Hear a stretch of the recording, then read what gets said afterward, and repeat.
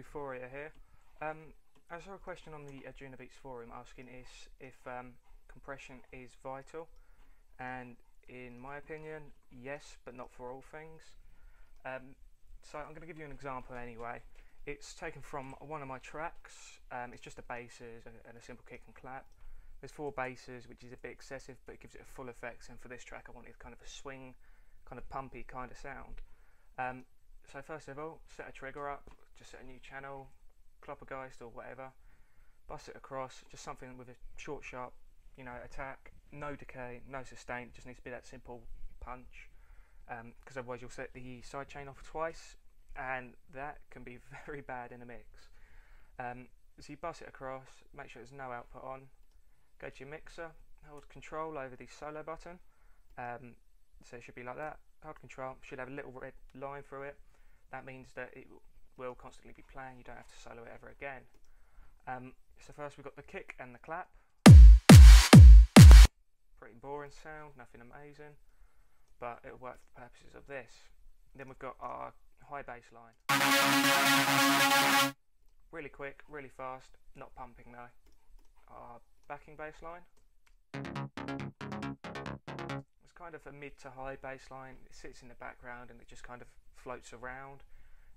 It bounces from speaker to speaker, so it gives quite a really nice moving effect.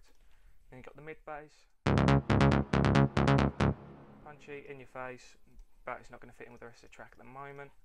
And then we've just got the bass line ripped from my Virus. Really quick 16ths, playing all over the show. Not going to fit in very nicely with a kick or a clap, is it? It's just boring. So, first of all, we'll do the compression. So, get that. And then we do the compression last, because it's just the way I've done it. In Logic, it's always done in signal flow, so whatever you've got there is the first thing to happen, second thing, third thing. So obviously that will change the sound, but I like the way this is coming out sounding. So I just compressed it, nothing too extreme, you get the effect straight away. A lot more controlled, don't have to worry about it now. And then we've got moving bass line, just left on its own. You can hear it starting to give a kind of a moving effect, so it's not so static. Add the mid bass in, and that should be our bus. That shouldn't be our compression because it's so strong, and this should be our compression here. Around 23 attack, nothing major again, but as no, I was right. That should be the compression, and that is the bus. Cannot remember for the life of me why it's a strange way, but I can't remember what's what now. Right, that's the sidechain, that's muted.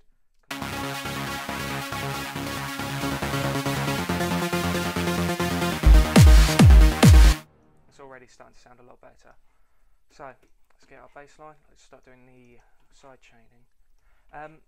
Now I always put it on peak for that kind of real pumping effect, and then the rest is up to you to play with. So best thing I could do, set the attack pretty fast, set the release pretty fast, pull the ratio down, pull the threshold down, and then tweak it from there. So I mean, this is the kind of effect I wanted, and luckily I got.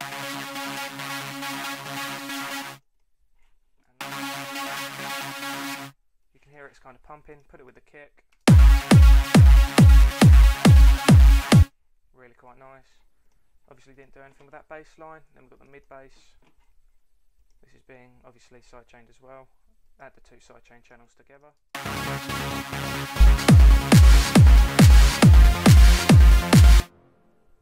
And that is lovely.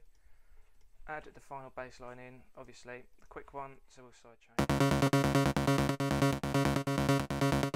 It works really nicely, put it all together. Add the kick and the clap in.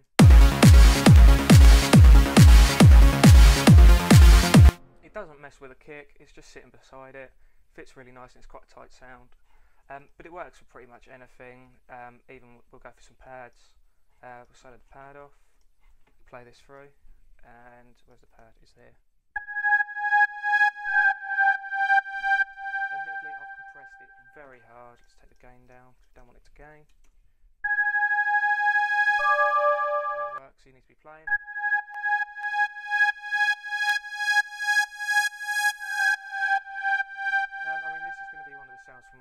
think anyway, so I'm not going to bother to show you how to make it yet. But I mean, if we play it all together, sounds pretty nice, really.